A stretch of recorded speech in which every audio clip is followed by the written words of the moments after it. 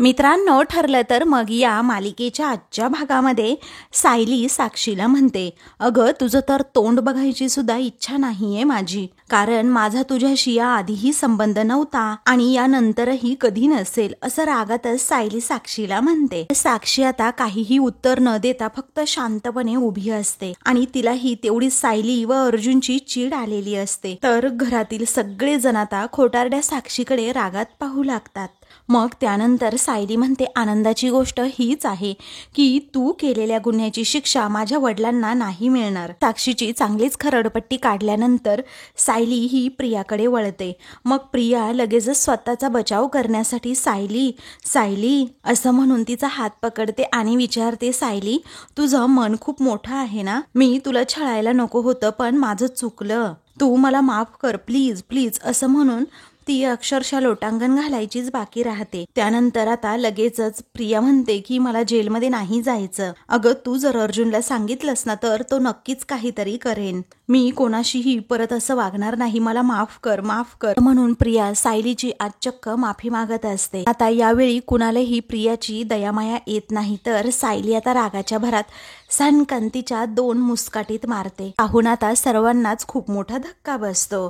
तर प्रिया ही आता सायलीकडे पाहतच राहते. कल्पना अस्मितालाही तेवढाच प्रियाचा राग आलेला असतो, तर सुमन बिचारी मात्र मागे उभी राहून रडत असते. मग त्यानंतर सायली प्रियाला म्हणते की हे बघ, करावे तसं भरावे, आता 7 वर्षांना तू जेलमध्ये सडायचंस प्रिया, आता ना तुला सुभेदार भेटायला येतील ना किल्लेदार, असं म्हणून आता प्रियाबरोबरचे सर्व संबंध सायली तोडून टाकते. आता हीच तुझ्यासाठी योग्य शिक्षा असणार आहे असाही दम भरते. तेव्हा नाही नाही मला सोडा मला सोडा असं प्रिया मोठ्याने म्हणत असते.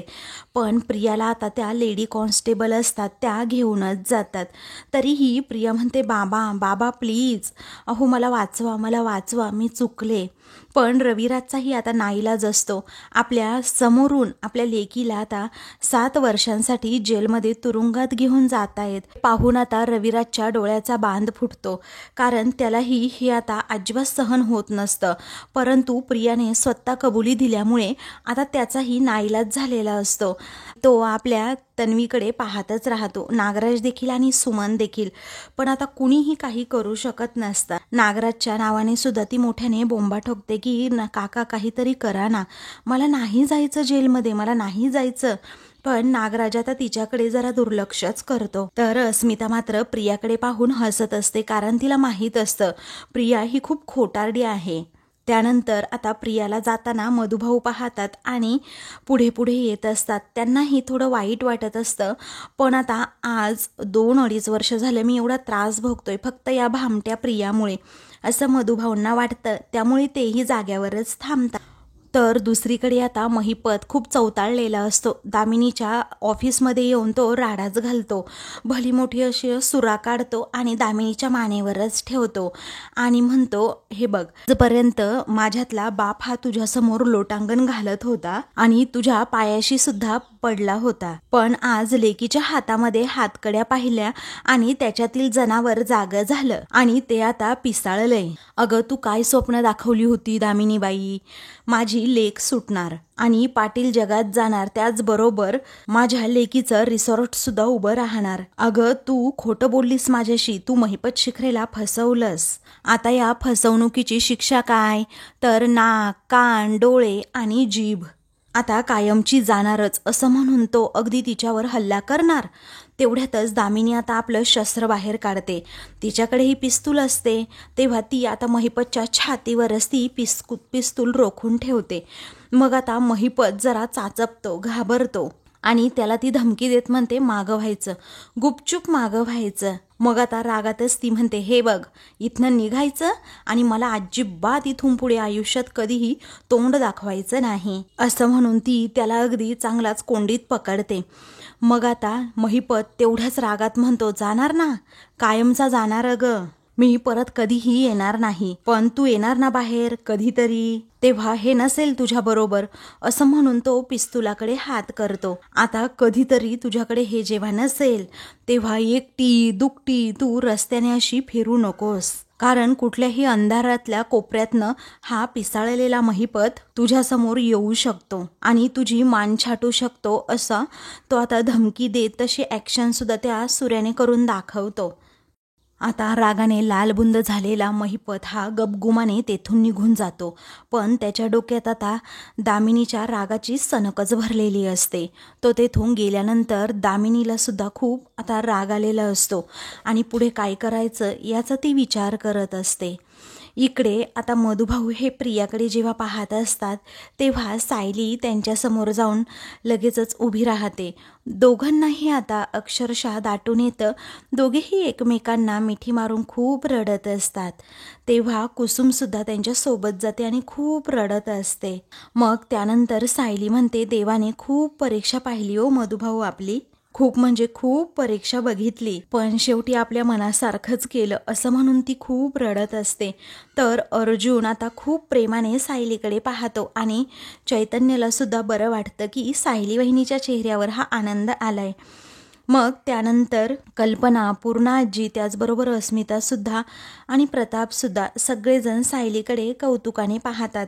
कारण आजपर्यंत ती अगदी ओरडून ओरडून सांगत होती की माझे मधुभाऊ हे निर्दोष आहेत आणि तसं झालं. सायलीचा खरेपणा समोर आलेला असतो आणि त्यामुळे सगळ्यांना तिचं कौतुक वाटतं. मग आता मधुभाऊ प्रेमानेच म्हणतात, बाळा सायली, हे बघ, असं डोळ्यात पाणी नाही आणायचं. हा आनंद खरं तर तुझा आणि आपल्या जावई बापूंचा आहे.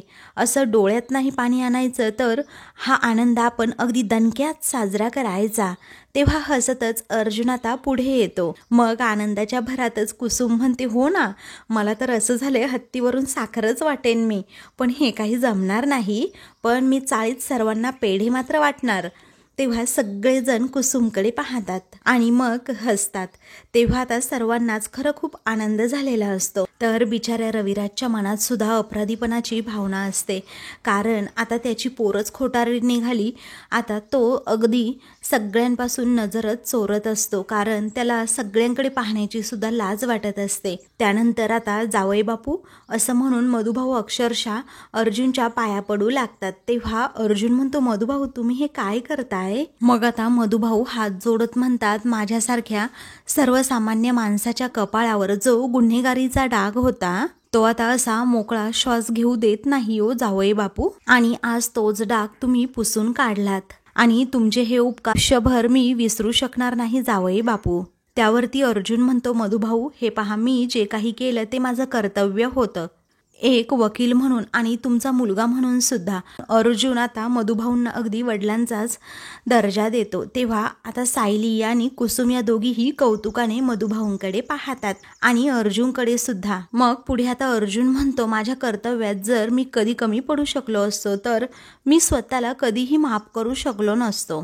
त्यानंतर आता चैतन्य पुढे येतो आणि म्हणतो, मधुभाऊ, अहो लाखात एक जावई मिळालंय तुम्हाला, आता ना त्याला तुम्ही असं आयुष्यभर मिरवा. सगळ्यांना मोठ्या मोठ्याने सांगा की माझा जावई सुपरस्टार आहे, तो सुद्धा ॲडव्होकेट अर्जुन सुभेदार आहे. असं म्हणून आता तो अर्जुनकडे पाहतो. तर अर्जुन सुद्धा खूप हसतो. घरातील सगळ्यांच्या चेहऱ्यावर नकळतपणे का होईना चैतन्यामुळे आता हसू येतं. तर आता सायलीच्या डोळ्यामध्ये मात्र आनंदाश्रू असतात. त्यानंतर तिचं लक्ष आता रविराजकडे जातं. तर बिचारा आता तिथे उभा असल्यामुळे सायलीला खूप म्हणजे खूपच वाईट वाटतं आणि ती लगेचच आता रविराजकडे जाते. मग आता सायली जेव्हा तेथे जाते ना, तेव्हा सगळेजण सायलीकडे पाहू लागतात की ही कशाला नक्की तिथे गेली असेल. पण सायली रविराजला धीर देण्यासाठी त्याच्याकडे गेलेली असते. ती म्हणते, रविराज काका, मला समजतंय, अहो आपल्या जवळची एखादी व्यक्ती, आपली प्रिय व्यक्ती जेव्हा जेलमध्ये असेल ना, तेव्हा आपल्याला काय वाटतं आणि मी ते पूर्णपणे अनुभवलंय. तुम्ही ना जरा स्वतःला सांभाळा आणि सावरून घ्या. त्यावेळी आता रविराजच्या डोळ्यात पाणी येतं आणि तो म्हणतो, सायली, पण यामध्ये खूप फरक आहे ग, कारण तुझे वडील जेव्हा तुरुंगात गेले ना तेव्हा ते निर्दोष आहेत याची खात्री तरी होती तुला, परंतु माझी मुलगी एक गुन्हेगार म्हणून तुरुंगात गेली आहे असं म्हणून त्याच्या मनात असणारं दुःख तो व्यक्त करतो. तेव्हा सर्वांनाच आता रविराजबद्दल खूप म्हणजे खूप वाईट वाटतं. परंतु या भामट्या प्रियामुळे आयुष्यात पहिल्यांदाच रविराजला मान खाली घालावी लागलेली असते आणि त्यामुळे प्रतापला खूप म्हणजे खूपच वाईट वाटतं. पण तो बिचारा यावेळी सुद्धा काही बोलू शकणार नसतो. आता पाणवलेल्या डोळ्यांनी रविराज लगेचच आता पूर्णाईंसमोर जातो आणि तिच्यासमोर उभा राहत हात जोडतो. तेव्हा पूर्णाजी आता म्हणतात की नाही रविराज, असे हात जोडू नका माझ्यासमोर. मग आता त्यानंतर घरातील सर्वांचीच रविराज माफी मागतो. तेव्हा अर्जुन आता काही रविराज बरोबर बोलायला जाणार, पण आता रविराजच तेथून जातो. त्यामुळे अर्जुनला खूप वाईट वाटतं. मग सगळेजण त्याच्याकडे पाहू लागतात. तर दुसरीकडे आता काही वेळानंतर घरातील सर्वजण घरी येतात खरं, परंतु कुणाच्याही चेहऱ्यावर हसू नसतं की काहीही बोलायची इच्छासुद्धा नसते कुणाबरोबर. पूर्णाजींना आता एका गोष्टीचं खूप वाईट वाटत असतं की जेव्हा 2-2.5 वर्षांपूर्वी रविराज माझ्यासमोर तन्वीला घेऊन आले होते, ती तन्वी आणि आत्ताची तन्वी यामध्ये किती फरक आहे. त्याचबरोबर सायलीचं कशाप्रकारे हनीमूनला गेली तेव्हा तिने दारू पिऊन धिंगाणा घातला होता, हा व्हिडिओ मला तिने दाखवला होता, म्हणजेच तन्वीने. मग छोट्या छोट्या गोष्टींमधून काळजी दाखवायची असो किंवा घरातील सर्वांसाठी काही करायचं असो, प्रिया किती खोटं वागायची हे पूर्णाजींना आठवतं. त्यानंतर जेव्हा कॉन्ट्रॅक्टचं सत्य सायली आणि अर्जुनचं जेव्हा पूर्णाजींसमोर तिने आणलेलं होतं, तेव्हा मात्र पूर्णाजींनी पहिल्यांदा विश्वास न ठेवता प्रियाच्या कानाखाली मारली होती. त्या काही प्रियाबद्दलच्या आठवणी असतात त्या सगळ्या काही आता पूर्णाजींना आठवून खूप त्रास होत असतो. तर इकडे कल्पनासुद्धा अगदी मनामध्ये स्वतःला गिल्टी फील करून घेत असते. तिला अगदी अर्जुन आणि सायली समोर शरमच वाटत असते. ती मान खाली घालते आणि आठवते की जेव्हा अश्विन आणि प्रियाचं लग्न झालं तेव्हा मात्र सायली आणि अर्जुनपासून फक्त आम्ही लपवून ठेवलं. मग सायली आणि अर्जुन अगदी तळमळीने आम्हाला सांगण्याचा प्रयत्न करत होते की हे लग्न तुम्ही त्या दोघांचं का केलं, तुम्ही फसलात हे लग्न करून. अहो प्रिया ही खोटारडी आहे हे आता सायली पुन्हा पुन्हा जेव्हा सांगत असते, पण कल्पना आणि घरातील कुणीही तिच्यावर विश्वास ठेवलेला नसतो. पण आज नेमकं सत्य उघडकीस आलेलं असतं की सायली एवढी तळमळीने जीव तोडून आपल्याला चांगल्या काही गोष्टी का सांगत होती. कल्पनाच्या ही गोष्ट लक्षात आल्यानंतर मग त्यानंतर कल्पनाला हे सुद्धा आठवतं की सायलीला मी नेहमीच दोषी ठरवलं, प्रियाला अगदी जवळ केलं आणि त्याचबरोबर प्रियाला अगदी मी मुलीसारखं वागवलं या घरामध्ये, परंतु तिने मला कधीच असं आई म्हणून वागवलं नाही. मग आता कल्पनाला हे सुद्धा आठवतं की कशाप्रकारे ती मला नाश्ता वगैरे भरवायची, खोटं खोटं माझ्याबरोबर वागायची. मग आता हे आठवल्यानंतर कल्पनाला खूप त्रास होत असतो. त्यानंतर अस्मितासुद्धा अगदी शर्मेनेच मान खाली घालते. तिलाही आता आठवतं की सायलीविरुद्ध आम्ही दोघींनी किती कुरघोड्या केल्या. खरं तर मी अशी वागत नव्हती अगोदर, परंतु प्रियामुळे माझा पूर्ण माइंडच चेंज झाला. त्याचबरोबर प्रियाने जी आयडिया सांगितलेली असते की सायलीला कसं घराबाहेर काढायचं, म्हणजे घरातील दागिने आपणच गायब करायचे, सायलीवर त्याचा आरोप लावायचा आणि मग बरोबर पूर्णाजी आणि मम्मा मिळून दोघीही घराबाहेर सायलीला काढतील. काही वेळानंतर आता सगळ्यांनाच ते जज साहेबांचं बोलणं आठवतं की प्रियाने गुन्हेगारी करण्यासाठी साथ दिली, त्याचबरोबर खोटं बोलली. 2.5 वर्ष सत्य तिने फक्त साक्षीसाठी लपवून ठेवलं आणि म्हणून प्रियाला 7 वर्षांची जेल होणार आहे. असं जेव्हा आता सर्वांना आठवतं तेव्हा मात्र सर्वांनाच आता खूप वाईट वाटत असतं. परंतु ह्या भामट्या प्रियाने असं करायला नको होतं असंही सर्वांना वाटतं. अर्जुन आता घरातील सगळ्यांकडे पाहतो कारण सगळ्यांच्या चेहऱ्यावरील दुःख त्याला दिसत असतं. मग सायलीसुद्धा अर्जुनकडे पाहते आणि तिलाही वाईट वाटलेलं असतं. तेव्हा अर्जुन हा सायलीला डोळ्यांनी इशारा करून रिलॅक्स राहा, होईल सगळं ठीक असं म्हणतो. तेवढ्यातच विमल सर्वांसाठी पाणी घेऊन येते आणि पाणी प्यायला सांगते, परंतु कुणीही तिच्याकडून पाणी घेत नाही कारण कुणाला काही खाण्याची किंवा पिण्याची इच्छाच नसते. काही वेळानंतर विमल आता सायलीकडे जाते आणि म्हणते की विश्वासघाताचं दुःख हे खूप मोठं असतं. अहो आपल्या सगळ्यांना हे विश्वासघाताचं दुःख माहीत असेल तरीही तन्वीताई जेव्हा कोर्टात बोलत होत्या ना तेव्हा मी टीव्हीवर पाहिलं आणि मलाही खरं तर खूप मोठा धक्का बसला. ज्या प्रकारे त्यांनी हे सगळं साक्षीचं प्रकरण उघड केलं, खोटेपणा उघड केला, त्याला खरंच तोडच नाही आहे. आणि बरं झालं त्या साक्षीला शिक्षा सुद्धा झाली. अहो मला जाता त्या गोष्टीचा एवढा त्रास होतोय ना, तर पूर्ण आई आणि वहिनी या दोघींनाही त्याचा किती त्रास होत असेल असा विमल विचार करत सायलीला सांगते. मग त्यानंतर सायली शांतपणे म्हणते की याचीच तर भीती होती ना विमलताई, कारण प्रियाचं खरं रूप जेव्हा या सर्वांसमोर येईल तेव्हा या सगळ्यांची काय अवस्था होईल याचीच मला सतत अशी भीती वाटत राहायची. आणि म्हणूनच मला असं सांगावंसं वाटत नव्हतं की प्रिया कशी आहे. त्यानंतर विमल म्हणते, सायलीताई तुम्ही जसं काहीतरी करा ना, जेणेकरून घरातील सगळ्यांचा मूड अगदी ठीक होईल. तेव्हा सायली आता विचार करू लागते की असं काय करावं जेणेकरून माझ्या घरातील सगळ्या माणसांच्या चेहऱ्यावर पुन्हा एकदा तसंच पूर्वीसारखं हसू येईल.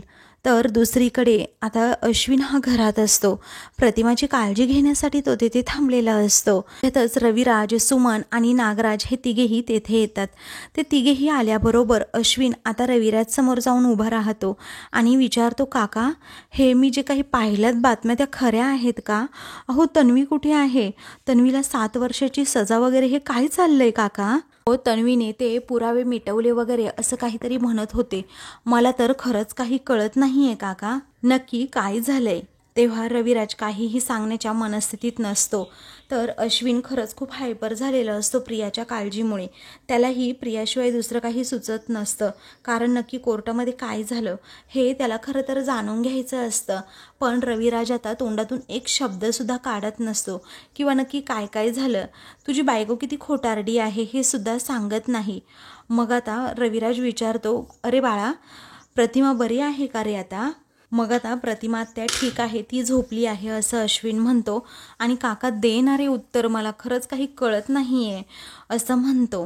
मग आता रविराजची मनस्थिती बघता तो काही सांगणार नसतो हे अश्विनला कळून चुकतं. त्यामुळे तो सुमनकडे पाहतो.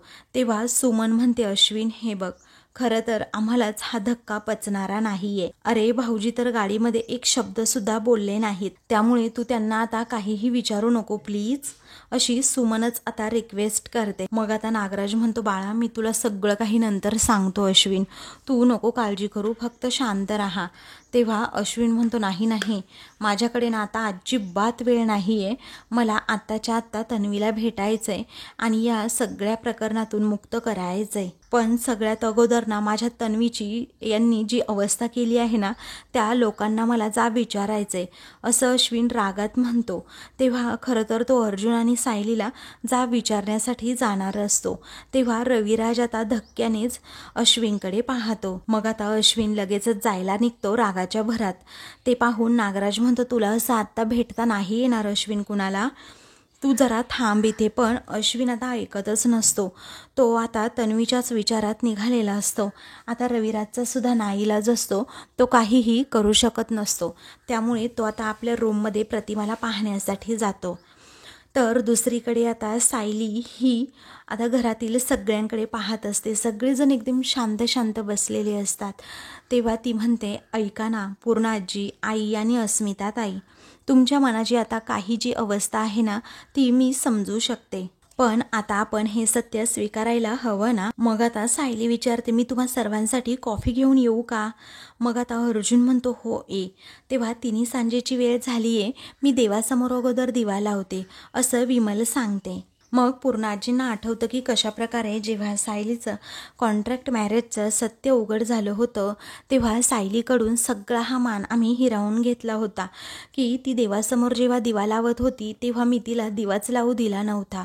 मग हे सगळं आठवल्यानंतर पूर्णाजींच्या डोळ्यातून पाणी येतं. तर आता विमल तिकडे देवघराकडे निघालेली असताना पूर्णाजी म्हणतात, थांब विमल, अगं घरातली इडापिडा टळावी म्हणून आपण देवासमोर दिवा लावतो आणि तुला सांगू खरंच आज खऱ्या अर्थाने आपल्या घरातली इडापिडा दूर झाली आहे. आज हिच्यामुळे हे शक्य झाले आणि हिलाच दिवा लावू दे असं पूर्णाजी सायलीकडे पाहून म्हणतात. मग सायली आणि अर्जुनला खूप म्हणजे खूपच आनंद होतो, कारण आता सायलीला पूर्णाजींनी खरंच खूप मोठा मान दिलेला असतो. त्यानंतर पूर्णाजी म्हणतात, तसाही हा मान फक्त घरातील मोठ्या सुनेला असतो. मग आता असं म्हटल्याबरोबरच मोठ्या सुनेचा मान आता सायलीला दिल्यामुळे सायली प्रचंड खुश होते. विमलसुद्धा तिच्याकडे पाहून हसते. अर्जुनला सुद्धा कौतुकच वाटतं की बरं झालं माझ्या बायकोला आज खूप दिवसानंतर मोठ्या सुनेचा मान मिळालाय.